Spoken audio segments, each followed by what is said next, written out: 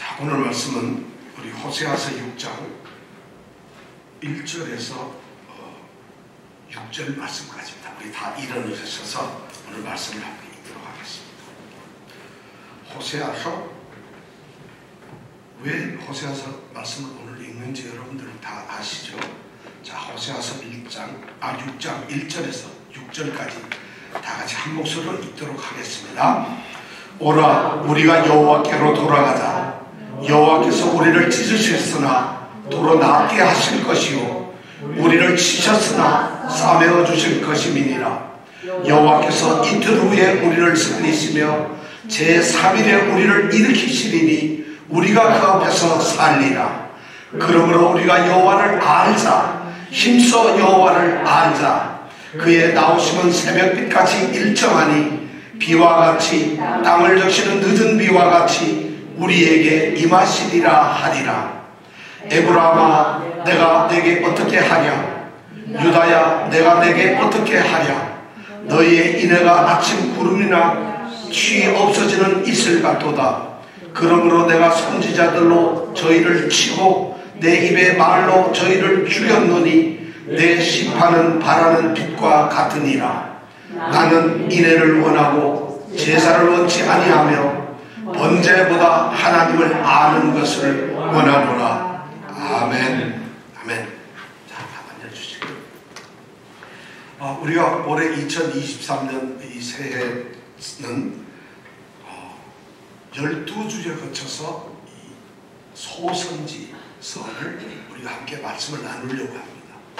왜 그러냐면 소선지서는 12권으로 되어 있기 때문에 한 주일에 우리가 한 권씩 서로 말씀을 나누면서 소선지서에서 말씀하고 있는 그 선지자들의 이 하나님의 말씀이 오늘날 저희들에게 너무 필요하고 또 어쩌면 너무 소중한 말씀이에요. 왜냐하면 이 소선지자들이 하나님의 말씀을 전했던 시기가 이스라엘이 가장 힘들고 이제 모든 것이 다 뜻대로 안 되고 외부로부터 침입과 박해를 받고 있고 내부적으로는 인간들이 전부 침체하고 소망을 잃어버린 이런 상태에서 하나님이 그들에게 들려주시는 말씀이기 때문에 이 소선지서가 너무나 중요합니다. 그래서 올해 1월 1일부터 사실 다른 말씀을 나누기를 원했었는데 12주 동안 우리가 3월 셋째 주까지 우리가 소선지서에 대해서 오늘 말씀을 나눕니다. 자, 우리가 먼저 소선지서를, 오늘 호세아서를 우리가 함께 생각하기 전에 성경에 대해서 조금 한번 우리가 생각을 해보겠습니다. 공부를 좀 해야 되겠어요. 우리 성도들이 다 아시는 거지만 구약 성경은 전부 몇 권으로 되어 있죠? 20 몇 권요? 라고 말했으면 좋은데 구약은 39권이고 신약은 27권이에요. 그래서 39, 27. 자, 구약이 몇 권이라고요? 39권. 이제 여러분들 조금 성경 공부니까 잘 따라하세요. 요건 한 3분, 5분 동안만 하겠습니다. 자, 구약이 39권인데 이 39권을 4개로 이렇게 나눌 수가 있어요. 4묶음으로. 그래서 처음 5권, 창세기부터 우리가 신명기까지를 모세오경이라고 합니다. 율법사라고 보통 그러기도 하고 모세오경이라고 해요. 모세가 기록한 5개의 성경이라고 해서 창세기, 출애굽기, 레위기, 민수기, 신명기 이 5개를 뭐라 한다고요? 뭐라고 한다고요? 모세오경.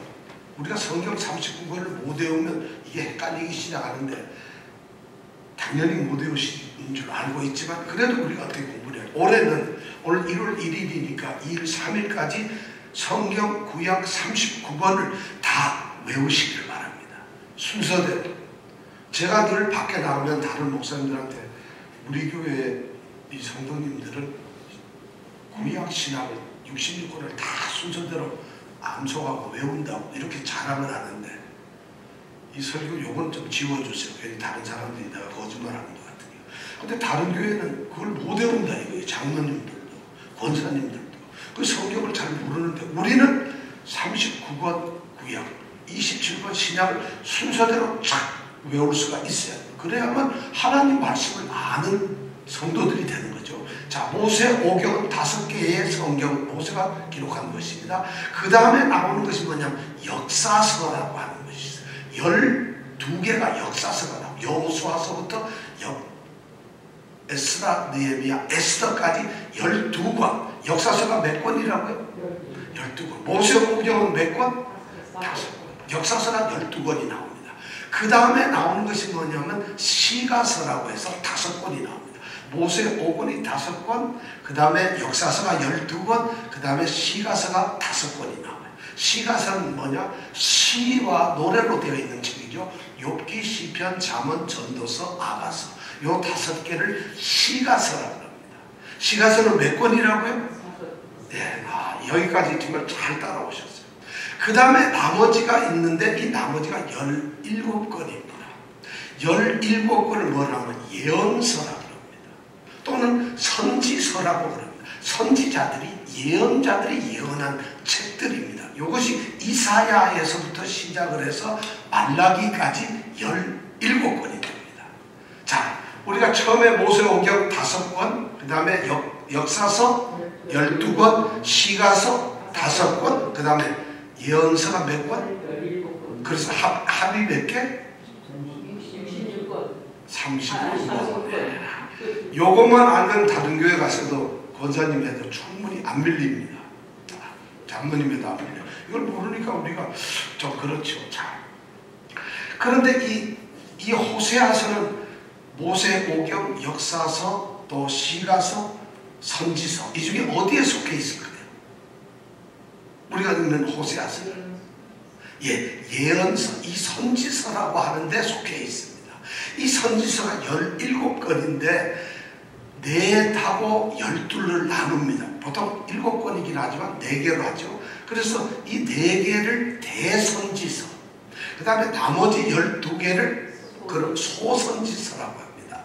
그래서 대선지서는 4개인데 이사야, 예레미야, 에스겔, 다니엘, 이 4권을 대선지서라고 하고, 오늘 호세아부터 말라기까지 12선책을 소선지서라고 그런다는 것이죠. 자, 대선지서는 왜 대선지서라고 그러고 소선지서는 왜 소선지서라고 그럴까요? 왜 대서로 나눴을까요? 1. 대선지서는 좀 훌륭하고 큰 주의 종들이고 소선지는 좀 못한, 그보다 좀 떨어집니다. 2. 대선지자는 전국적인 규모의 선지자들이고 소선지자는 지역에서 활동하던 사람입니다. 대선지자는 앞에서 활동했던 좀 전기했던 사람들이고 소선지자는 나중에 후에 했던 사람들이다. 자, 어느 걸까요? 왜 이걸 대선지서, 소선지서라고 했을까요? 네? 하나님이 크게 쓰시면 대선지서, 조금 덜 쓰게 쓰시면 소선지서, 그랬을까요? 우리 하나님은 절대 그렇지 않아요. 성경에는 크다 작다라는 개념이 없어요. 이것도 우리가 붙이는 거예요. 그냥 대선지서, 소선지서.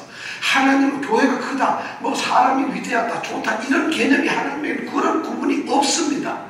하나님은 그냥 모두를 사랑하시는 분이거든요. 근데 대선지, 소선지를 구분하는 건 딱 하나예요. 대선지서는 책이 좀 두껍고 소선지서는 책이 좀 얇아요. 그래서 소선지서는 3장, 4장, 뭐 2장 이렇게 되어 있고, 이 대선, 이사야는 66장, 그 다음에 뭐 50장, 42장, 막 이렇게 장이 두꺼워요. 그래서 이 큰 거를 가지고 장수가 많은 거, 그걸 가지고 두꺼운 책을 대선지서라고 그러고, 좀 부피가 약한 거를 소선지서라고 그래요.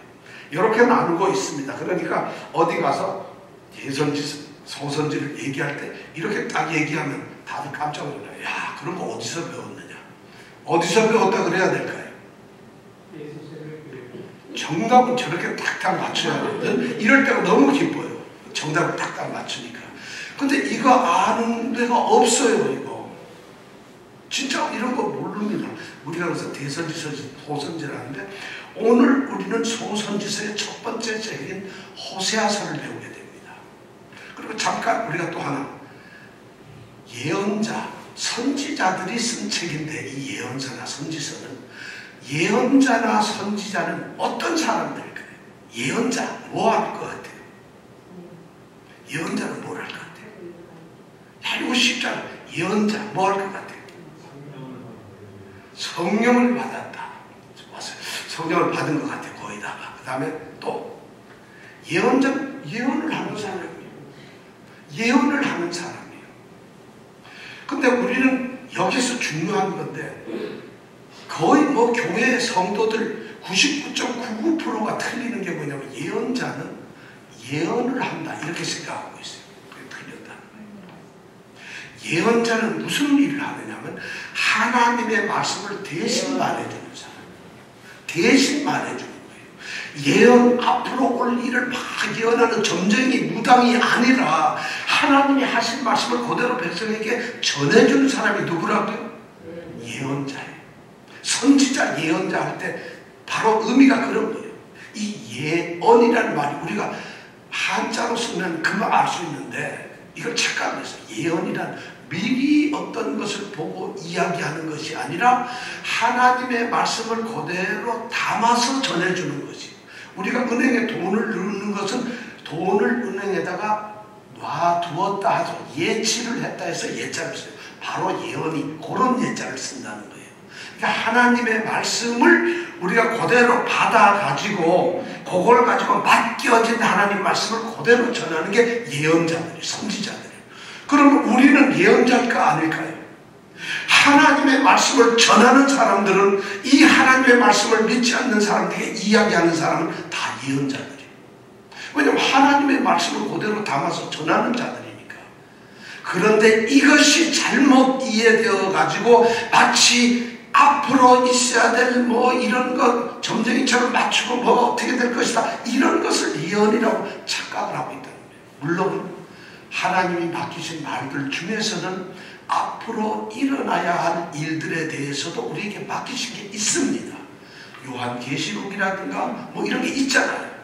그런데 예언자들은 그런 얘기만 하는 게 아니라 실제로 우리의 삶 가운데서 하나님이 무슨 말씀을 하고 계시는가를, 그 말씀을 전해주는 사람들이 예언자라는 거예요. 그러니까 예언자 그러면 여러분 엄청나게 쫄지 마세요.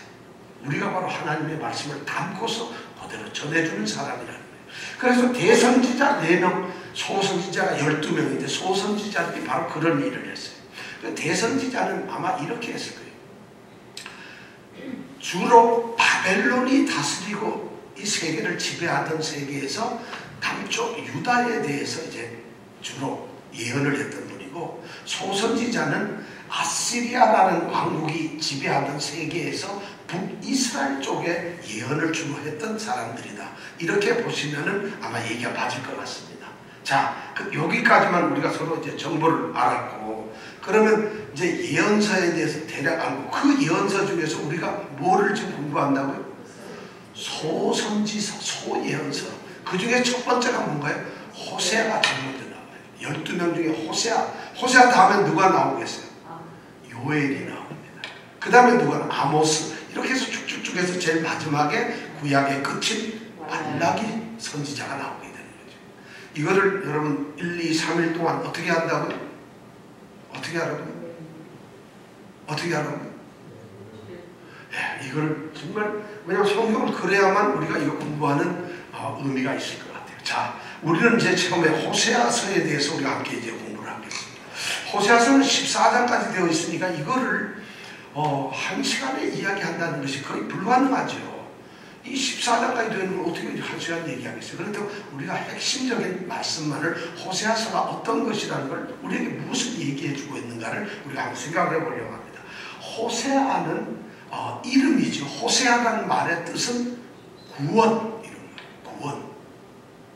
하나님이 우리를 구원하신다. 여호와께서 구원하신다. 이런 뜻이에요. 호세아라는 그런 뜻을 가지고 있어요. 근데 이 호세아라는 이름을 가진 중요한 사람들이 성경에 3명이 나오는데, 하나는 이 북이스라엘 왕국의 제일 망한 마지막 왕 이름이 호세아였어요. 근데 호세아, 여기 우리가 말하는 이 호세아는 그 왕을 이야기하는 게 아니에요. 또 하나 유명한 사람은 누군가 하면은 출애굽에서 광야에서 이제 가나안 땅을 들어갈 때 모세의 뒤를 이어서 가나안 땅으로 들어간 그 영도자가 있었죠. 그게 누구예요? 여호수아죠. 여호수아의 본래 이름이 호세아예요. 자, 이 두 사람이 있는데 오늘 우리는 이제 선지자로 부름을 받은 호세아라는 사람에 대해서 우리가 생각을 해보고 호세아서의 이야기를 이제 해보려고 합니다. 자, 1장 1절을 보면 호세아서는 이렇게 시작이 되고 있어요. 1장 1절에 우리 한번 같이 읽어볼까요? 호세아서 1장 1절 같이 읽어보겠습니다. 시작. 1장 1절? 우리 김혜수도 양이 지금 잠깐 다른데 보고 있어요. 자, 호세아서 1장 1절 말씀을 우리가 다 같이 한번 읽어보겠습니다. 시작. 예, 크게 읽어야 됩니다. 시작.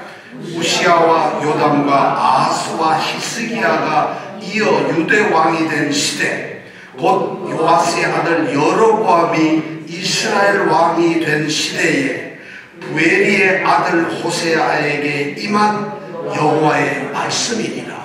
이 호세아서는 바로 부엘이라고 하는 사람의 아들인 호세아에게 이제 임한 하나님의 말씀입니다. 그런데 이 시대가 어느 때냐? 우시야, 요담, 아하스, 히스기야라고 하는 이 남쪽 유다의 왕과 그 다음에 북쪽에 있는 이 누구예요? 여로보암 2세 이 왕, 이 시대, 이스라엘의 이 성경책을 가만히 보면 꼭 북쪽 왕하고 남쪽 왕을 동시에 다 기록을 해요. 역사를 볼 때. 왜냐하면 한 나라였는데 나누어졌기 때문에 그렇죠. 자, 이 이스라엘은 통일 이 이스라엘 때는 다윗, 솔로몬이 있었는데 솔로몬이 죽고 나서 나라가 나누어졌죠. 북쪽을 뭐라고 그런다 그랬죠? 북쪽 이름을 북이스라엘, 남쪽은 유다. 야, 우리 코로나 때문에 화요 성경 공부를 안 했더니 이거 다 잊어버렸어. 큰일 났어요. 이거 딱 나오면 이병택 집사님이 제일 먼저 얘기했는데 이거 무슨 소리야 이거, 이런 얘기 들은 적 있나? 이런 표정을 지금 짓고 계세요. 굉장히 당황합니다. 북쪽을 뭐라 그랬다고요? 북이스라엘, 남쪽을 남유다. 이 유다 왕국은 유다 지파하고 베냐민 지파가 있었고 위에 10개의 지파는 북이스라엘에 있었어요. 나눠져 가지고 있었죠. 그렇게 나눠져 있는데 이 호세아는 북이스라엘에서 태어나고 거기에서 선지자란 유일한 선지자예요. 다른 선지자들은 전부 남쪽 유다에서 태어났는데 이 호세아만큼은 북이스라엘에서 태어나고 북이스라엘의 선지자예요. 이 선지자가 그렇게 많은데, 연세가 많은데도 호세아는 그래요. 근데 아모스라고 하는 사람이 있어요. 이 아모스도 역시 북쪽 이스라엘에서 선지자 활동을 했던 사람인데 이 아모스는 남쪽 유다에서 태어나가지고 거기서 자란 다음에 이 선지자 역할, 예언 활동은 북쪽에 가서 하고 그리고 다시 내려왔어요. 아모스는 그렇게 왔다 갔다 했는데 그래서 북쪽에서 이 예언 활동을 하는 선지자가 2명, 호세와 아모스 둘인데 아모스는 남쪽에서 태어나서 올라갔다 내려왔지만 이 호세아는 북쪽에서 태어나고 북쪽에서 하다가 드디어 북이스라엘이 722년에 망해버리니까 할 수 없이 남쪽에 내려와서 살았던 사람이에요. 이 사람이 북쪽의 이스라엘을 위해서 선지자로 부름을 받은 사람이죠. 자,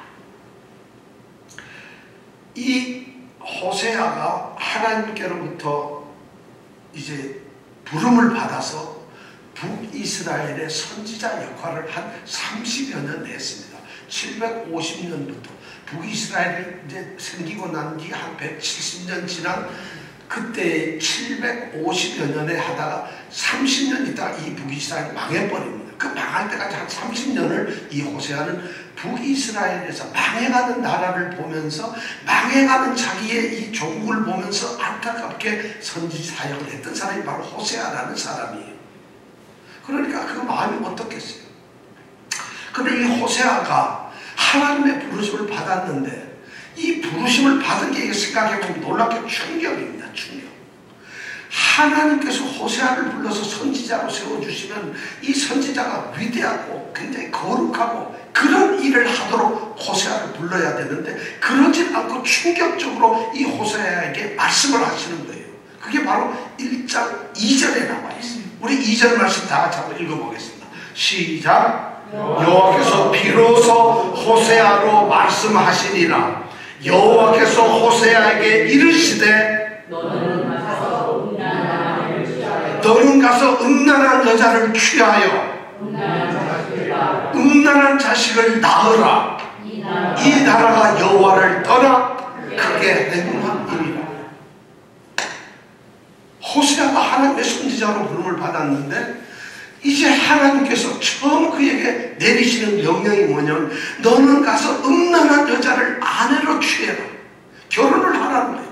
그리고 그 여자를 통해서 음란한 자녀들을 낳아라. 이것이 하나님이 호세아에게 주는 하나님의 명령이라는 거예요.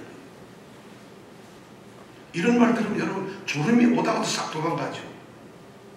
이게 뭐예요? 요새 말하면 너는 술집 맨충부한테 결혼을 해라. 그리고 거기서 애 낳고 살아라. 선지자에게, 예언자에게, 하나님이 택하신 예언자가 지금 하나님으로부터 이런 충격적인 말을 듣고 있어요. 이 호세아 선지자는 그 얘기를 지금 듣고 있다는 얘기예요. 호세아서 1장, 2장, 3장까지는 나오는 말씀이 뭐냐면 바로 이 호세아가 하나님의 그 말씀을 듣고 음란한 여자를 찾아가서 결혼을 하고 아이를 셋씩이나 낳는 이런 이야기를 기록하고 있습니다. 왜 도대체 하나님은 이럴까요? 뭐가 이 호세아라는 선지자로 하여금 하나님은 이렇게 엄청난 저주와 같은 말씀을 했을까요? 호세아는 음란한 아내를 맞이합니다. 보니까 고멜이라고 하는 여자를 맞이해요. 고멜, 이름이 고멜이에요.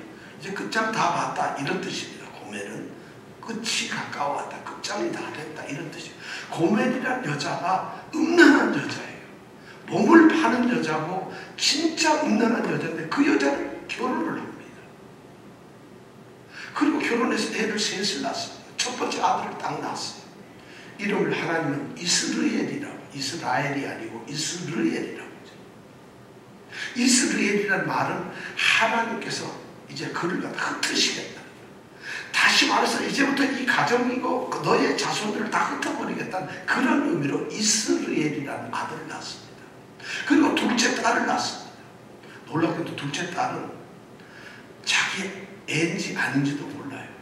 왜냐하면 이 1장, 2장 가만히 보면 첫애를 낳고는 이 여자가 그 음란함을 못 버리고 그냥 돌아다니면서 다른 곳에 가서 음란한 짓을 계속합니다. 그러니까 이 애가 누구의 애인지는 모르는데 하여튼 둘째 딸을 낳는데 이름이 로루하마라고 이름을 지어요.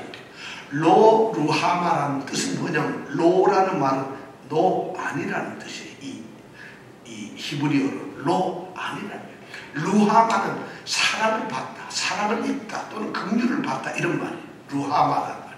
루하마는 사랑을 입지 못한 사람, 사랑을 받지 못하는 사람, 사랑을 받을 수 없는 사람, 이런 이름으로 루하마라는 이름을 지게 딸의 이름이에요. 그리고 세 번째 아들을 또 낳았는데 이름을 로암미라고 지어요. 로는 또 역시 아니란 말이에요. 암미란 말은 우리 민족, 동포, 백성이란 말. 로암미란 말은 뭐예요? 내 백성이 아니다. 하나님께서는 음란한 여자를 택해가지고 결혼을 시켜놓고 애 셋을 낳았는데 이제 심판을 하시겠다. 그리고 내가 절대 사랑하지 않는 자식들이다. 그리고 이것들은 절대 내 백성이 아니다 하는 그런 이름으로 세 자녀를 낳게 한다는 거지. 이것이 1장에 나온 말이죠. 여러분 이 호세아의 마음이 어떨까요?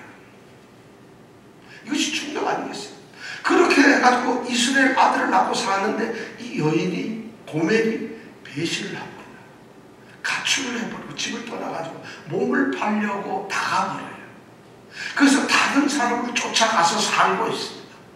그래서 이 호세아가 결혼을 하니까 아내에게 해준 금붙이 뭐 옷이고 이거인데 그걸 줄줄이 싸가지고 자기를 좋아하고 따르는 그 사람들을, 남자들을 따라서 그냥 가출을 해버리고 가서 나쁜 짓을 하면서 그냥 살아버려요.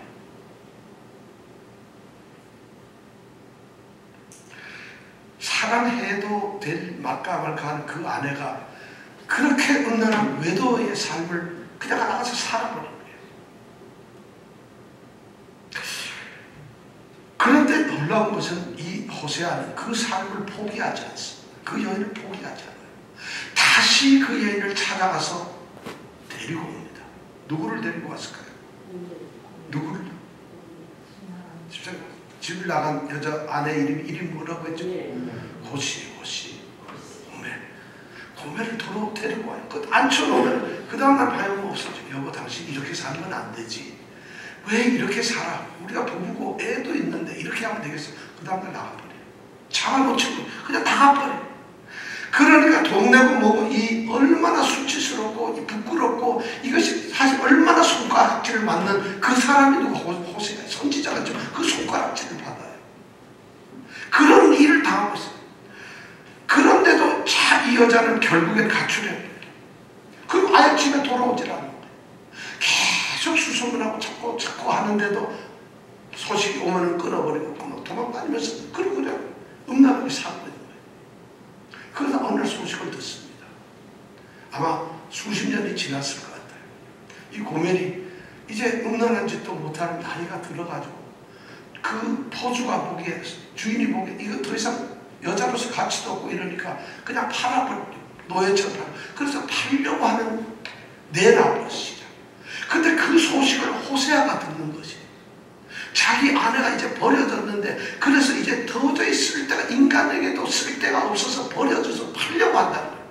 그래서 이 속죄를 없는 이 남자가 호세아가 자기가 돈을 모으고 보리쌀하고 이렇게 이제 살려고 돈을 가지고 그 남자를 찾아가요. 그리고 그 돈을 주고 그 여자를 사옵니다.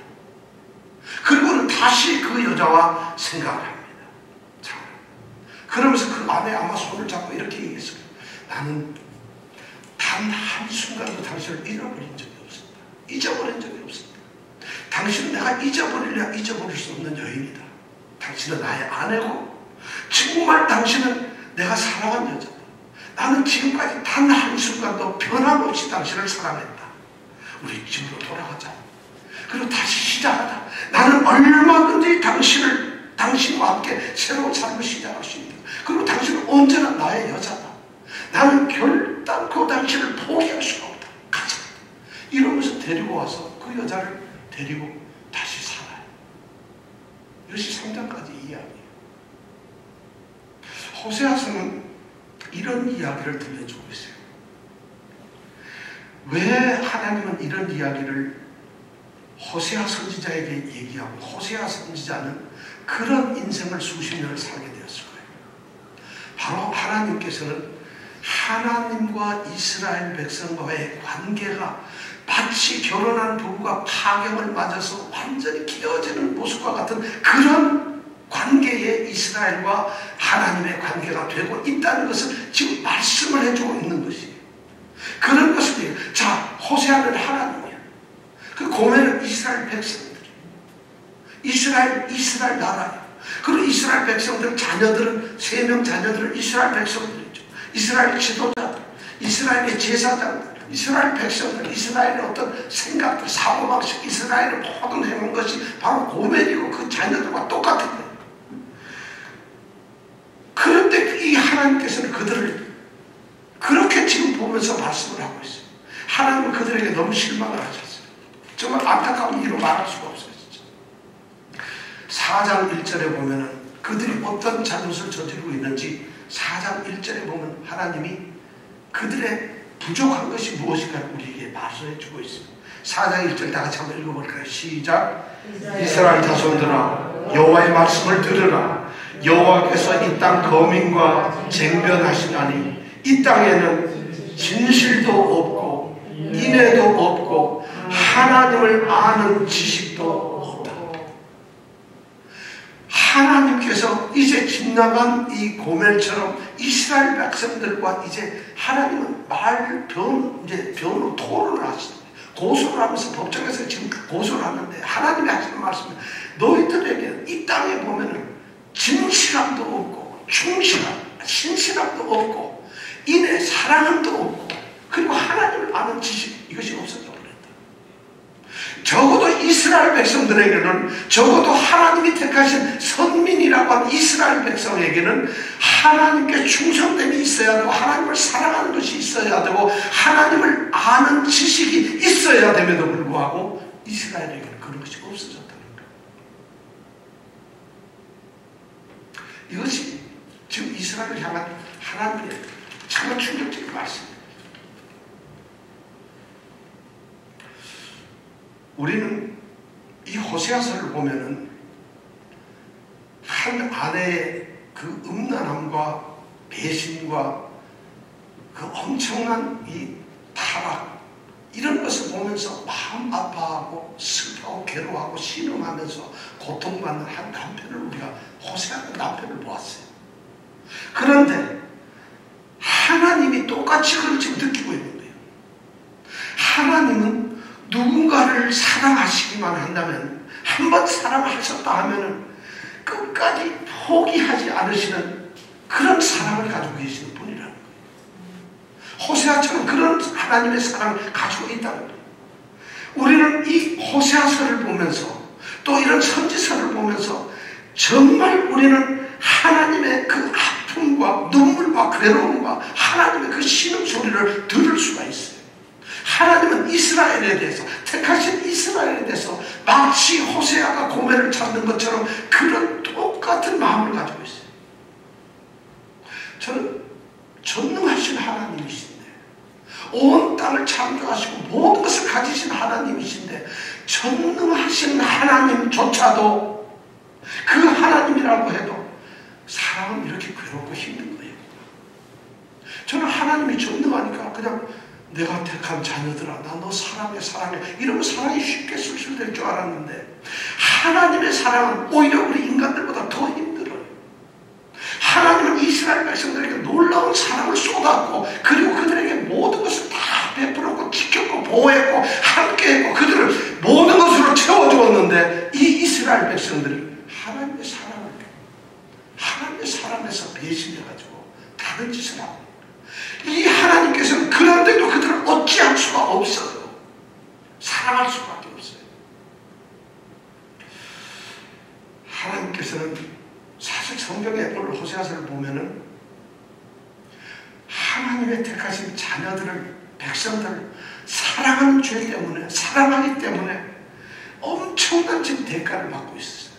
성경에 보면 지금 4장부터 13장까지 쫙 나가는 거 보면 하나님의 고통, 하나님의 아픔, 하나님의 어쩌면은 막 그 아내를 이스라엘을 향해서 하시는 그 모든 하나님의 이 고통이 13장까지 나와요.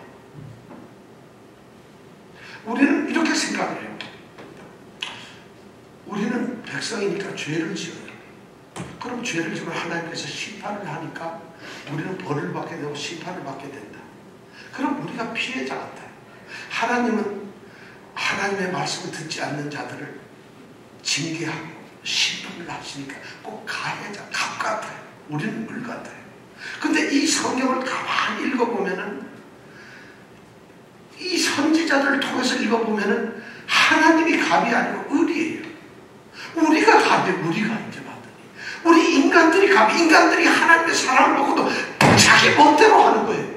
자기들 마음대로 하고 있어요. 음란한 이 고멜처럼 인간들은 하나님의 사랑을 받고 하나님의 은혜 가운데서 하나님의 인도하심과 하나님의 모든 축복 가운데 있으면서도 인간들은 하나님을 배신하고 떠나고 오히려 하나님이 아파하는 피해자가 되고 있어요. 그래서 성경학자들은 이 말을 하나님의 고통이라는 단어를 쓰고 있어요. 실제 구약 성경에서 우리가 예언서나 선지자들의 이야기를 보면 전부 그런 것이, 아브라함을 봐도 아브라함을 갖다가 너무 사랑해서 어쩔 수 없이 그 아브라함을 지키시고 따라가는 그런 하나님을 보고 있어요. 다윗을 봐도 그래요. 또 누구를 봐도 그래요. 야곱을 봐도 그래요. 요셉을 봐도 그렇고, 인간은 자기 멋대로 뻣뻣하게 살아가는 것처럼 마치 하나님 사랑해요 이러면서 살아가는 것처럼 보이지만 하나님이 마음을 졸이면서 그를 절대 포기를 못하고 있거든. 그를 절대 버릴 수가 없거든. 그러면서 하나님은 끊임없이 신음을 하면서 자기가 선택한 사람들에게 그 사랑을 쏟고 있는 것이, 이 호세아서가 그것을 우리에게 말해주고 있습니다. 그럼 이스라엘은 도대체 지금 뭘 잘못했을까요? 이 고멜이 음란한 행동을 하듯이 이스라엘이 지금 잘못한 것이 성경에 보면 4장서부터 13절까지 한 3가지가 나와요. 첫째는 배은망덕을 했어요. 하나님의 사랑, 하나님의 은혜에 대해서 배은망덕을 했어요. 은혜를 저버려요. 이것이 하나님을 마음 아프게 합니다. 제가 세 군데 성경을 읽어드리겠어요. 새로운 번역으로 된 성경을 읽어드릴게요. 9장 10절에 보면 이런 말이 나와요. 내가 이스라엘을 처음 만났을 때, 이건 하나님의 말씀이에요. 내가 이스라엘을 처음 만났을 때 광야에서 만난 포도송이 같았다. 그러나 그들이 바알부올에 이르자 그들은 거기에서 그 부끄러운 우상에게 몸을 바치고 우상을 좋아하다가 우상처럼 추악해지고 말았다. 9장 10절에 나옵니다. 그 다음에 13장 5절에서 6절까지 또 이런 말이 나와요. 나는 저 광야에서 그 메마른 땅에서 너희를 먹이고 살렸다.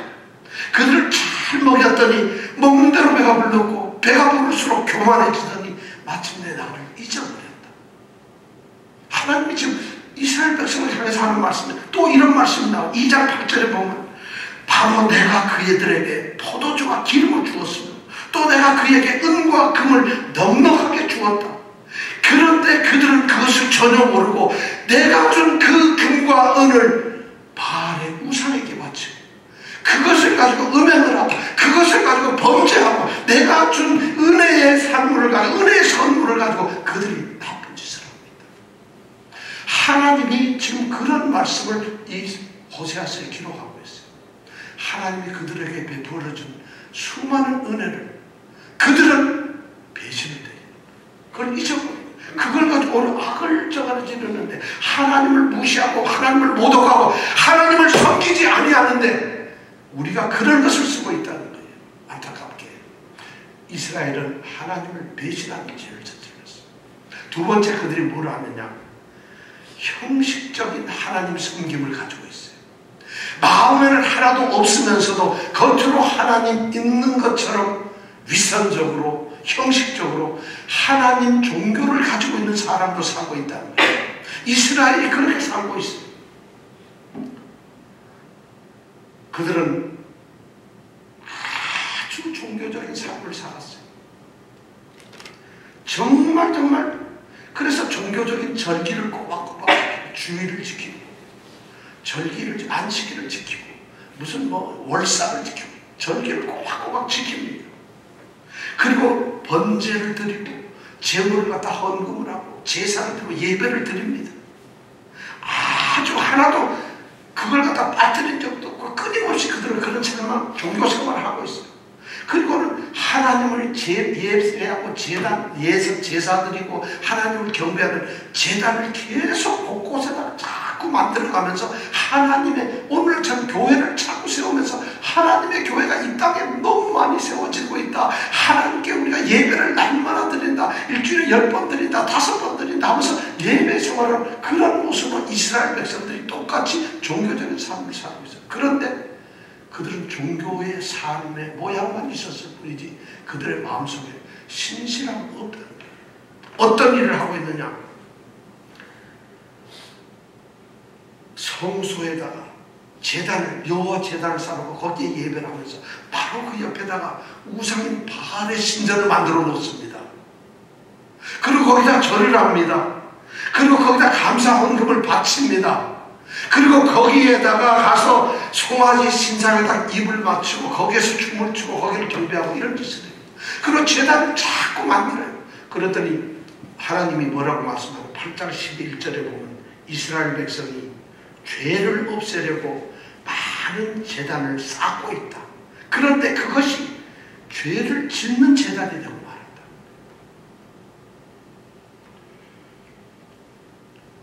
하나님을 섬기는 이 본래의 마음이 없어지면 이렇게 돼요. 우리가 형식적인 예배를 드리는 것이 바로 오늘날에도 똑같은 게 있어요. 예배를 드렸지만은 하나님과의 교제는 없습니다.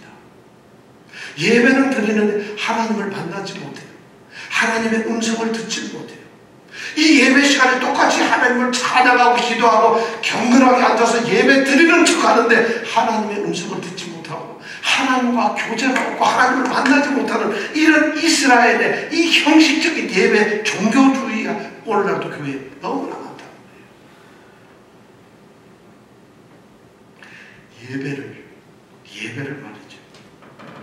경험하고 예배를 드리는다는 것이 우리 하나님을 믿는 자녀들에게 주신 하나님의 가장 큰 특권이 하나님의 예배를 드리는 건데, 이스라엘 백성들이 또 오늘날의 많은 교회들, 오늘날의 많은 성도들이 이 특권을 잊어버리고 짐처럼 고통처럼 예배 드리는 것이 너무 힘들어요. 주일날 가서 예배를 드리고 앉아있는 게 주일날을 지키는 것이 너무 힘들어져 버렸어요. 교회 가는 게 무슨 하나님 봐주는 것도 아니고요. 그리고 교회 가서 예배 드리는데 예배 시간 자체가 딴 생각하고 있어요. 졸고 앉아있고 다른 짓 하고 있고 엉뚱한 생각하고 있고, 예배 시간 자체가 지금 하나님과의 만남과 하나님을 찬양하고 경배하는 이 예배 시간이 마치 이스라엘 자손들이 형식적인 예배자가 된 것처럼 오늘날 교회가 그렇게 되고 있다는 것이죠.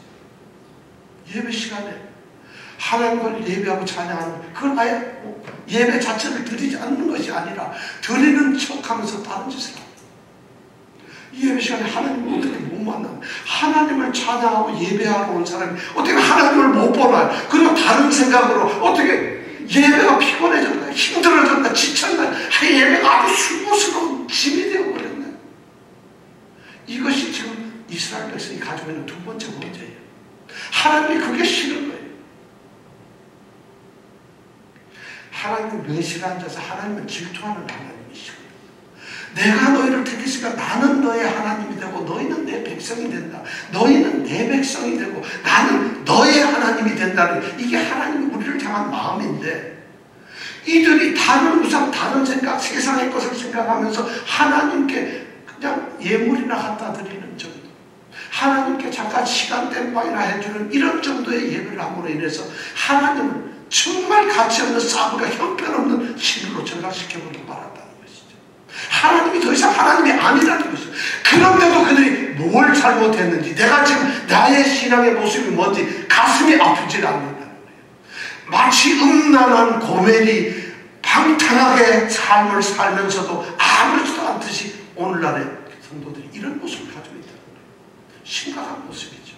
지금 호세아서 그 얘기랑, 이게 두 번째 이스라엘 백성의 잘못이죠. 세 번째 잘못은 뭐냐? 그들이 말 그대로 하나님을 아는 지식이 없어져 버렸어요. 저 하나님께 예배를 안 하고 하나님이 갖다 준 걸 다른 데다 가서 하나님의 은혜를 다른 곳에 써버려요. 그리고 하나님께 예배하는 것 대신에 바알을 섬기고 있어요. 그런 진정한 예배가 하나님에게는 형식과 모양만 가지고 이런 종교 혼합주의가 되고 말았다는 것이죠. 아니면 엉뚱하게 하나님을 섬기고 있다는 것이죠. 그러니까 이들에게 필연적으로 다가오는 것이 뭐냐? 하나님을 아는 것이 없어져 버려요. 하나님을 아는 지식이 하나도 없어져 버려요. 그래서 호세아서 4장 6절에 보면 이렇게 기록하고 있어요. 내 백성이 지식이 없어 망하는구나. 너희 제사장들이 나를 인정하지 않았으니 나도 너희를 이제 버려서 제사장으로 인정하지 않겠다. 너희가 너희 하나님의 법을 잊어버렸으니 나도 너희 자녀들을 잊어버릴 것이다. 4장 6절에 그렇게 하나님이 말씀하고 있어요. 그러니까 이스라엘이 깜짝 놀랐어요. 이스라엘이 깜짝 놀라가지고, 그리고 하나님이 떠나버리셔서 나는 너희들이 죄에서 벗어나서 회개하고 돌아오기를 기다리겠다. 5장 15절, 오늘 우리가 6장 1절부터 읽었는데 5장 15절에 보면 그렇게 말씀이 되어 있어요. 5장 15절은 이렇게 되어 있어요. 5장 마지막 절에 내가 내 곳으로 돌아가서 저희가 그 죄를 뉘우치고 내 얼굴을 구하기까지 기다리리라. 하나님이 이제 저 이스라엘 백성들이 회개하고 돌아오기를 기다리고 있는, 마치 호세아가 음란한 고멜을 기다리는 것처럼 기다리고 있거든. 그러니까 이스라엘 백성들이 6장 1절에 오늘 말씀을 이렇게 성경으로 얘기해요. 오라 보라, 우리가 여호와께로 돌아가자. 여호와께서 우리를 찢으셨으나 도로 낫게 하실 것이요, 우리를 치셨으나 삶아 주실 것이요. 여호와께서 이틀 후에 우리를 어떻게 해요? 살리시며 제3일에 우리를 일으키시고 우리가 그 앞에서 살 수가 있다. 이런 고백을 해요. 그러므로 우리가 그렇게 하면서 하나님의 은혜는 하루 이틀이면 오는 가기만 하면 우리가 하나님이 우리를 지키시고 하루 이틀 3일 사이에 바로 우리를 고치시고 하나님은 우리에게 사랑을 베푸시고 은혜를 베푸시는데 그 하나님은 정말 새벽빛처럼 늦은 빛처럼 우리에게 반드시 오시는 분이다. 이러면서 하나님께로 돌아가자고 얘기를 하고 있어요. 이스라엘이 그렇게 얘기를 하고 있다는 걸 성경 기록하고 있어요. 근데 놀라지 마십시오. 우리가 지금 이렇게 오늘 읽었던 이 말씀이 얼마나 좋아요. 오라, 우리가 여호와께로 돌아가자. 정말 힘써 여호와를 알자. 얼마나 철저한 하나님께로 돌아가는 회개가 돼요. 그런데 하나님께서는 이것을 받지는 않았어요.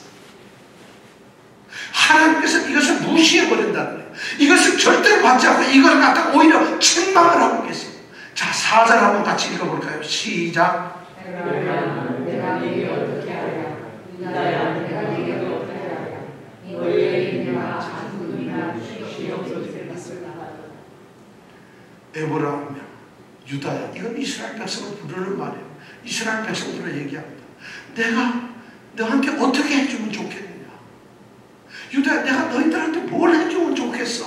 이스라엘 백성들이 오라, 우리가 여호와께로 돌아가자. 힘써 여호와를 알자고 회개하면서 손을 들고 주님은 우리가 회개하면 반드시 하루 만에 이틀 만에 우리에게 새벽별 늦은 빛처럼 우리에게 다가오셔서 용서하실 거예요. 싸매 주실 거예요. 치유해 주실 거예요. 우리를 안아주실 거예요. 이러고 돌아왔는데 하나님이 그 말씀을 들으면서 6장 4절에 야, 이스라엘아, 내가 너희들한테 어떻게 해주면 좋겠느냐?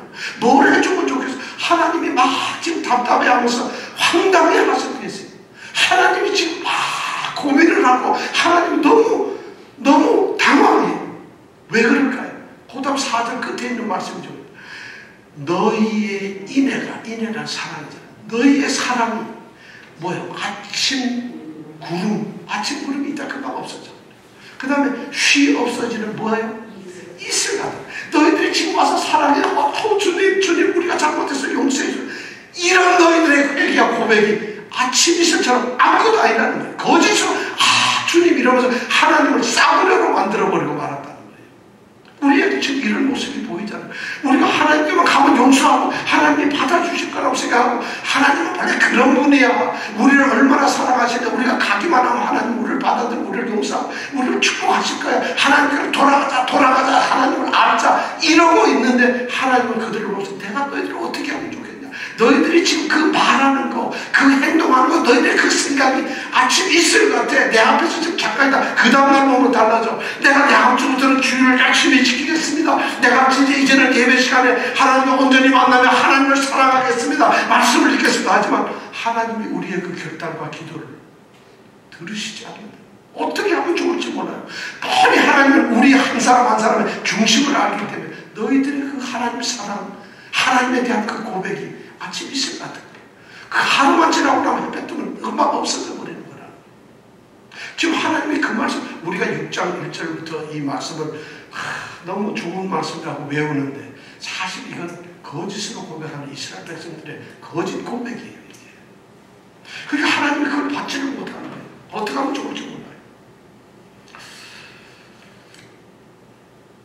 정말 하나님은 우리가 그냥 쉽게 사랑을 하니까 그 사랑에 그냥 기대어가지고 우리가 고백하고 하나님 사랑해요 이렇게 하면 하나님은 속절없어서 오케이 좋아 그래 내가 너희를 사랑해주마 이러는 값싼 싸구려 천박한 하나님으로 만들어버리고 그런 사랑을 우리가 얼마나 했어요. 우리 신앙의 모습이 그거예요. 그러니까 우리가 뭐 부흥회하고 뭐하고 하면 금방 못될 것 같은데 전부 위선적이고 가짜를 했다. 정말 엄청난 이런 호세아서는 지금 그 얘기를 이스라엘 백성들이 그러고 있다는 것을 이야기를 하고 있어요. 그럼에도 불구하고 그렇게 해가지고 다시 죄를 짓는 그 이스라엘 백성을 향해서 하나님은 여전히 마음을 아파하고 있어요. 그러면서도 마치 고멜을 버리지 못하는 호세아처럼 하나님은 그 이스라엘 백성을 통해서 이스라엘 백성을 향해서 가슴 아파하고 있다는 것이에요. 정말 그들을 버릴 수 없는 사랑을 11장 8절 9절에서 고백을 하고 있어요. 우리 11장 8절 9절에서 하나님이 어떤 고백을 하는가 한번 들어볼까요? 자, 11장 8절 9절 다 같이 한번 읽어볼까요? 시작. 에브라임이여 내가 너를 이스라엘아 내가 너를 어떻게 놓을 수 있겠느냐. 그 다음 계속해서요. 내가 어찌 너를 버리겠느냐. 내가 내가 너를 어찌 너를 스보임같이 두겠느냐. 내 마음이 내 속에서 돌아서 나의 긍휼이 온전히 불붙듯 하도다. 내가 나의 맹렬한 진노를 바라지 아니하며 내가 다시는 에브라임을 멸하지 아니하리니 이는 내가 사람이 아니요 하나님이라. 나는 내 가운데 거하는 거룩한 자니 진노함으로 내게 임하지 아니하리라. 하나님은 그럼에도 불구하고 그렇게 타락해서 온갖 짓에서 이제 더 이상 쓸데없는 그런 이제 버려진 그런 고멜과 같은 이스라엘 백성들을 향해서 하나님은 그래도 변함없는 사랑으로 이야기를 하고 있어요. 에브라임아, 내가 너를 어떻게 놓을 수 있는가? 이스라엘, 내가 너를 어떻게 버리겠느냐? 내가 어찌 너를 아드마같이, 너를 스보임같이, 아드마 스보임은 뭔지 아세요? 소돔 고모라 성을 이렇게 멸망을 할 때 우리는 소돔 고모라라고 하는 두 성만 알잖아요. 그런데 거기는 그 당시에 많이 같이 불에 탄 성들이 있어요. 소알이라는 성도 있고 오늘 여기 나온 아드마, 스보임, 이 성들이 다 소돔성 근처에 있어요. 다 불에 탔던 성들이에요. 그러니까 하나님은 지금 그 징계, 아브라함 때 그 롯을 향해서 했던 소돔 고모라서의 징계를 생각하면서 내가 어떻게 너희를 소돔처럼 그렇게 망하게 불떡이로 너를 심판하겠느냐, 징계하겠느냐. 나는 그럴 수가 없다. 왜냐하면 내가 사람이 아니고 하나님이야. 나는 너희들이 그렇게 갈 수가 없어. 지금 여기는 하나님은 또 사랑하는 이스라엘 백성을 향해서 고통을 가고 계십니다. 그 사랑을 버릴 수가 없는 거예요. 그렇게 버릴 수가 없어요.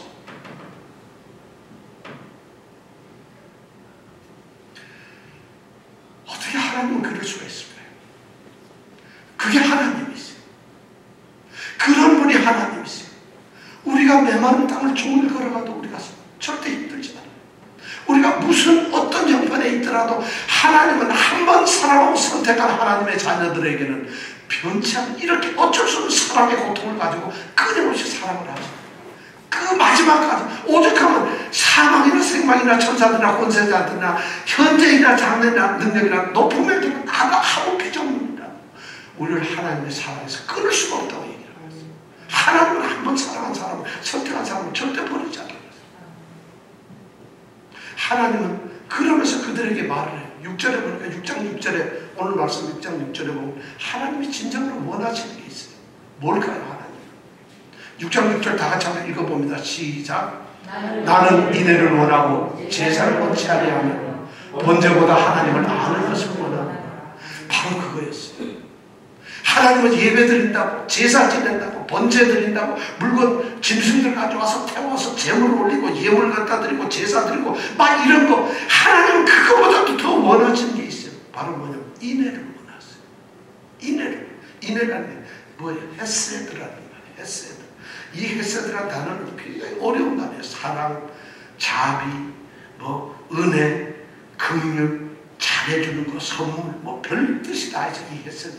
근데 이 헤세드라는 말의 정확한 의미는 이거 뭐냐면 사람이 하나님과의 관계에서 가장 합당한 모습, 인간들과의 관계에서 합당한 모습, 그것을 헤세드라고 합니다. 하나님께서 우리에게 원하시는 게 뭐냐면 네가 내 백성이고 내 자녀라면, 내가 너의 하나님이라면 우리 관계를 좀 확실하게 해라. 네 도리를 똑바로 하라. 네가 누구냐, 제사 드리고 예배 드리고 이게 중요한 게 아니고 너의 태도, 너의 자세, 내와 나와의 이 네가 해야 될 도리를 똑바로 하라는 것이. 하나님의 자녀라고 불렀는데 예배만 드리고 자녀가 되는 게 아니라는 거예요. 자녀다움을 보여드리라. 자녀답게 살아가는 거예요. 하나님의 백성답게 살아가는 거예요. 이것이 헤세드라는 거예요. 하나님은 사랑이니까 계속적으로 헤세드를 보내시는데, 사랑을 끊임없이 우리가 타락하든 어떻게 되든 끝까지 가서 하나님은 사랑을 주시는데, 너는 그럼 내게 뭘 주겠느냐? 나하고 해서 변하지 않는 너의 사랑을 달라고 그랬어. 네가 마땅히 해야 될 도리를 달라는 거죠. 그게 헤세드예요. 인애라는 말이에요. 그리고 또 하나 뭐예요? 하나님을 아는 것이. 하나님을 아는 것. 나한테 엘로힘. 하나님을 아는 것. 하나님을 안다는 게 뭐냐면 하나님에 대해서 하나님은 어떤 분이다, 하나님은 뭐다 하는 이름이 뭐고 하나님의 뜻이 뭐고 하나님은 하나님에 대해서 하나님에 관해서 아는 것을 말하는 게 아니고, 하나님을 안다는 것은 뭐냐면 하나님과의 관계입니다. 하나님과의 관계를 하나님 원하시는 거예요. 너희들이 제사 드리고 이런 거 제사 드리고 제물 드리고 뭐 이렇게 하고 예수 믿는 척하고 하나님 자녀인 척하고 교회 성도인 척 모양 갖고는 이것이 아니라 너와 나의 도리를 통해서 너와 나의 관계를 갖자는 것이. 너는 정말 나하고 관계를 갖자는. 내가 말할 때 너는 듣고 나하고 같이 동행하고 내 음성을 듣고 나를 보고 나를 만나고 나하고 같이 좀 같이 살자는 것이. 이 호세아가 고멜을 데리고 와서 다시 사는 것처럼 하나님은 우리에게 그걸 원하세요. 하나님을 안다는 것이, 아는 것이란 바로 하나님과의 관계를 회복시킨다. 하나님 무슨 뭐 우리가 지식을 알고 성경 지식 많이 아는 그걸 원하신대. 하나님이 원하시는 건 네가 내 자녀로서의 도리를 갖고 그리고 나와의 끊임없는 관계를 갖는 것. 이것이 제사보다 좋다는 거예요. 이것은 무슨 말이냐면 예배만 드리는 곳에서 우리가 성경 말씀 안에서 뭐 이런 하나님 물론 중요하지만 우리의 삶 전체 속에서 하나님이 나와 동행하기를 원하신다. 하나님 나와 함께 있기를 원하신다는 거예요. 예배 시간에 하나님도 만나고 음성도 듣지 못하고 하나님의 임재도 없는 이 예배는 아무 필요가 없는 거예요. 하나님을 원하시는 거예요. 그 예배가 아니라 같이 있고 싶어요. 여러분 올해 우리가 회복돼야 될 게 그거예요. 지금 호세아서가 바로 얘기하고 있는 게 그거예요. 하나님이 우리에게 바로 그런 관계를 갖고 싶어요. 정말 하나님은 우리와 이제는 멀리 떨어져가지고 그냥 명령하고 말씀하면서 전혀 귀찮은 존재로 예배나 듣고 그리 가서 멀리 있어가지고 하나님 알면 더 옳지 않아가지고 이런 것이 아니라 하나님은 마치 우리 부모들이 애들 다 커도 아들을 옆에서 같이 있고 싶어하는 것처럼 하나님은 우리가 그렇게 되기를 원하고 있다. 이것이 하나님이 제사보다 원하는 것이 바로 그런 것을 원하고 있다는 거죠. 이 호세아서가 얘기하고 있는 가장 중요한 것이 하나님의 사랑은 호세아처럼 절대 변하지 않는 사랑이에요. 어떻게 못하고 그 사랑 때문에 가슴을 앓는 분이 그러면서 하나님께서 그렇게 사랑하는 이스라엘 백성들을 향해서 하나님의 택하신 자녀들을 향해서 하시는 말씀을 나하고 좀 같이 있자. 나와 동행을 하고 내 얘기를 하고 나와 같이 좀 같이 살자. 그러니까 기도도 한다는 것이 그냥 형식적인 기도가 아니라 하나님께 정말 하나님이 있다는 것을 그런 기도를 하자는 원하는 거예요. 찬양을 해도 그냥 소리를 이렇게 하는 게 아니라 정말 우리가 하나님과 동행하는 그런 찬양을 하기를 원하시는데 저는 우리의 예배가 우리의 신앙의 삶이 그렇게 바뀌어지기 때문에 성경책의 중요한 말을 밑줄 긋는 것이 아니라 우리 인생에서 하나님과의 관계를 밑줄 긋면서 살아가자는 것이에요. 그것이 우리에게 필요한 것이에요. 호세아를 향해서 하나님께서 그 말씀을 이스라엘 백성들에게 전해주고 있어요. 오늘 말씀 오라. 우리가 여호와께로 돌아가자. 하나님이 같이 동행하고 싶은데 바로 우리가 고백할 수 있는 건 정말 여호와께로 돌아가는 것이에요. 그분에게로 돌아가는, 그분과 함께 살아가는 거예요. 올해는 바로 그 하나님을 살아가면서 1년 12달 아니 평생을 하나님과 동행하는 삶, 같이 있는 삶이 우리 가운데 있길 원합니다. 이 새해는 그것이 진정한 신앙의 고백이에요. 진정한 신앙인의 모습이라는 거예요. 이 놀라운 삶이 올해는 정말 있었으면 좋겠어요. 어디 있든지 예배당에서만 있는 게 아니라 예배 속에만 있는 게 아니라 우리의 삶 전체에서 우리가 하나님의 올바른 관계를 맺고 올바른 도리를 행하는 것, 이런 백성을 하나님은 원하신다는 것이죠. 이 새해에 그런 하나님, 여러분 하나님은 변치 않으니까 우리가 달라져야 되는 그런 성도가 되시기를 원합니다. 기도하겠습니다.